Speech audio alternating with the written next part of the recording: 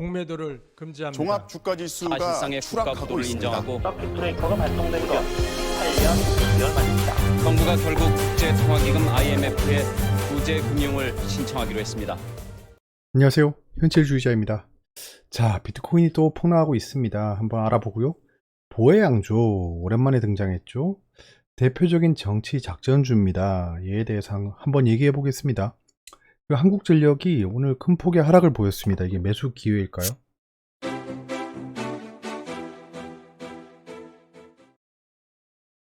자, 비트코인이 폭락을 시작했습니다. 폭락이라고 하기에는 지금 최근의 움직임에 비하면 완전 그냥 간의 기별도 안 가죠. 간의 기별도 안 가지만 약간 충격파는 크다는 겁니다. 갑자기 왜 또 하락세 시작인가? 지금 약간 쌍바닥을 찍고 있는 모습이에요. 약간 요렇게 저까지는 아니고 약간 요런 느낌입니다. 현재는 그래요. 여기서 반등을 노리고 있습니다. 거래량이 조금씩 올라가고 있죠. 올라가고 있습니다. 자, 중국이 비트코인 채굴장을 문 닫아 라고 했답니다. 비트코인 가격이 4천만원 선 아래로 붕괴됐다. 중국 당국의 비트코인 채굴 단속이 강화된데 다른 영향으로 가격이 크게 하락한 것으로 보인다 라고 합니다. 하락세가 진정되면 재차 기회가 올 것입니다. 일봉 쌍바닥이랑 21선 쌍바닥을 좀 기다려보는 게 좋을 것으로 보여집니다. 최근의 하락은 어찌 보면 수급이 좀 떨어졌습니다. 비트코인, 가상자산에 대한 관심이 떨어졌고 사람들이 이제 돈 복사가 안 되는구나를 깨달았어요. 조금 돈 복사를 해보더니 막 온갖 돈을 다 때려놓고 지금 반토막 이상이 나버린 거죠. 그래서 조심해야 되는 겁니다. 저도 현재는 손해권에서 보유하고 있습니다. 약 마이너스 12% 정도 됩니다. 전체적으로 해서. 자, 보혜양조입니다. 소주, 과실주, 리큐르, 탁주, 일반 증류주, 위스키, 식음료의 제조 및 판매를 주된 영업으로 한다. 아주 그냥 건실한 회사죠. 근데 움직임은 뭐 왜 술값이 왜 이러는지 모르겠어요. 알 수 없는 움직임들이 막 보이고 있습니다. 거래량은 왜 이렇게 터져 제끼는지. 코로나가 거리두기 완화죠. 이제 7월부터. 그러면 사람들이 술 많이 먹겠다. 술 관련주가 올라가나? 는 꿈이죠. 지금 김동연 테마 보혜양조 강세라는 이상한 뉴스가 떴습니다. 정말 기묘한 뉴스죠. 갑자기 무슨 김동연 테마 보혜양조 임지선 대표이사가 미국 미시간 대학교를 졸업했답니다. 보혜양조는 임지선 대표이사 부사장이 미시간 대학교 학사 출신으로 미시간대 정책학 석사 학사 김동연 전 경제부총리 동문으로 알려지며 테마주로 묶였다. 묶었겠죠. 네가 지금 묶이긴 뭘 묶여. 그만 좀 해! 자, 보혜양조? 보혜양조라면 유시민 사회이사였죠. 넌시티즌이었는데요. 지금 보시면 보혜양조 사회이사로 유시민 영입 급등, 유시민 대선 출마 기대, 보혜양조 상한가. 안타까운 종목도 보이네요. 코오롱 티슈진이라. 얘는 제가 정말 뭐랄까 하락할 때, 크게 하락할 때 들어가서 좀 짭짤하게 나왔는 종목인데 지금 거래 정지 상태입니다. 역시 주식은 타이밍이다. 자, 유시민 씨가 내 테마주는 다 사기, 자기들끼리 돈 갖고 장난쳐. 호기심으로 사회이사 했다는 분이 할 말은 아니죠. 아니, 어느새 유시민 테마주에서 김동연 테마주로 둔갑을 했습니다. 이게 갑자기. 난 이해가 안 돼. 작전 세력가 이걸 속겠니? 사람들이. 지금 뭐 보혜양조라고 하면 유시민 씨 정말 유명했잖아요. 유시민 씨 하면 보혜양조, 보혜양조 하면 유시민 씨라고 완전 그냥 정치 테마주로 날려먹었던 건데 이제 와서 무슨 김동연 테마주라고 하면 사람들이 속겠냐? 속습니다. 이제 움직임을 좀 주시해볼 예정입니다. 뭐 대놓고 적전 세력이 김동연 테마주라고 밀어붙이려고 하는 거죠. 그러면 주시하다가 좀 타이밍이 오면 잠깐 먹고 빠지겠다 정도 생각만 듭니다. 뭐 여러분들도 아시겠지만 정치 테마주는 용돈만 하는 겁니다. 드림 시큐리티가 오늘 제가 빡쳤습니다. 진짜 정말 빡쳐서 진짜 이루 말할 수가 없는데요. 보시면 알겠지만 무슨 장 시작하자마자 어떤 진짜 호랑 말코 같은 놈이 던졌어요. 놈인지 뭐 놈들인지 모르겠지만 던졌어요. 여기 스탑로스가 걸렸습니다.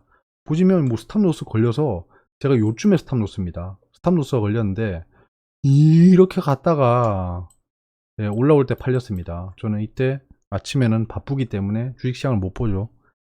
좀 바쁜 일이 끝나고 폰을 딱 보자마자 개거품을 물었습니다. 이 뭐요 이게? 스탑로스가 왜 걸렸어? 다시 샀어. 예, 다시 스탑로스 걸어놨습니다. 예. 이게 되게 뭐랄까, 이게 뭐 그 세용지마라고 해야 되나요? 예, 제가 요 정도쯤에 팔렸어요. 요 정도쯤에 팔렸습니다. 더 싸게 샀어요.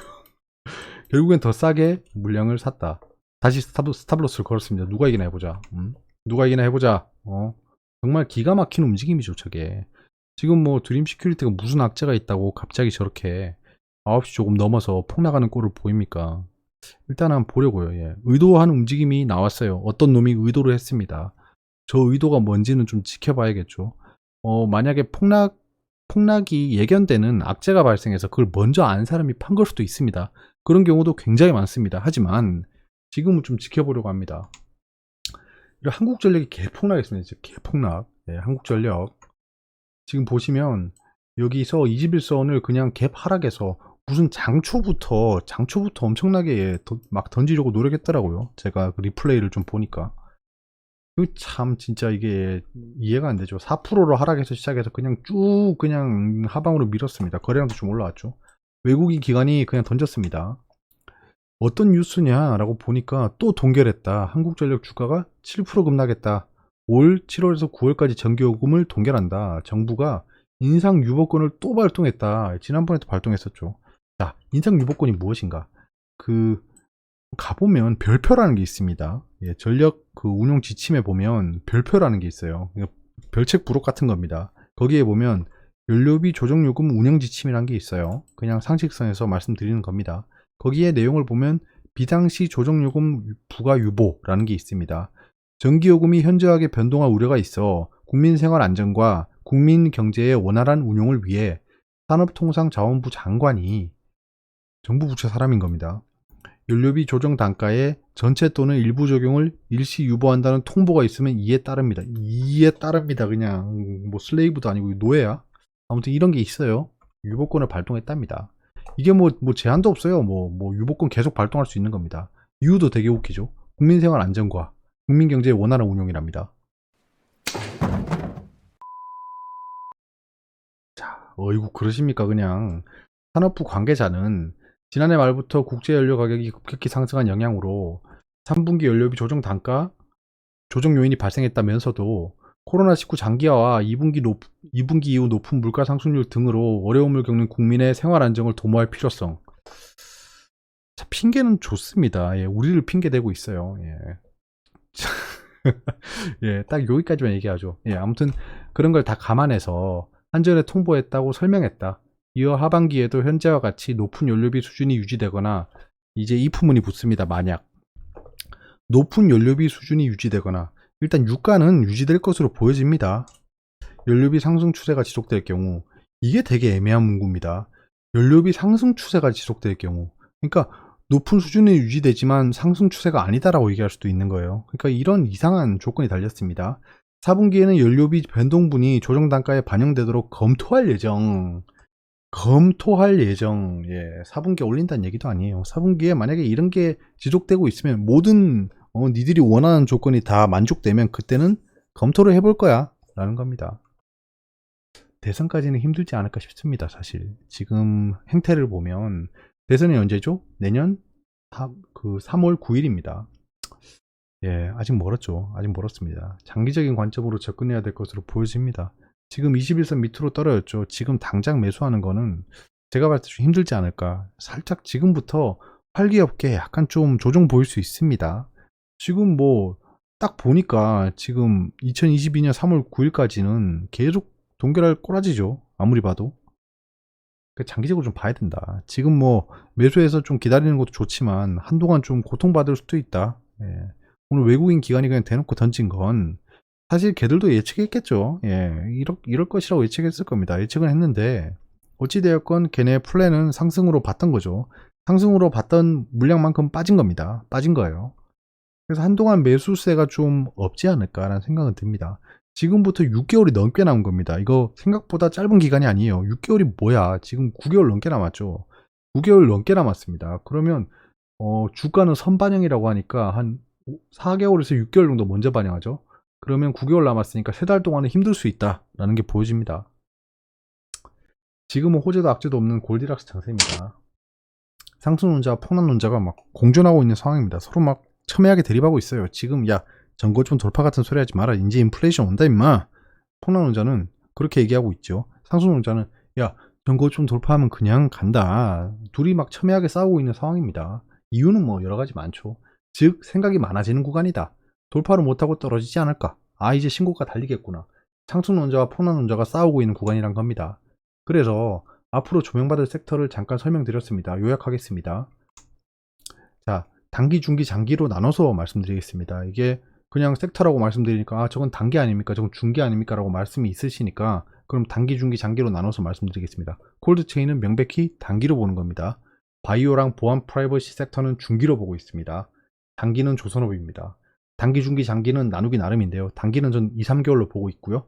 중기는 6개월 이상, 장기는 1년 이상으로 보고 있습니다.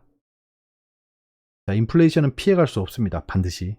하지만 시장은 지속 상승 가능하다고 보고 있습니다. 자, 현재 제가 트레이딩하고 있는 종목들입니다. 보시면 오늘 헬릭스 매수를 좀 추가 매수했습니다. 예, 초반에 급락이 나와서 잠깐 매수했습니다. 많은 양이 들어가진 않았고요. 드림 시큐리티는 아시다시피 스탑로스 걸려서 제가 스탑로스한 가격보다 더 낮게 매집을 해서 생각보다 나쁘진 않지만 기분은 나쁘다. 여기서 더 폭락할 수도 있기 때문에 조심하는 구간입니다.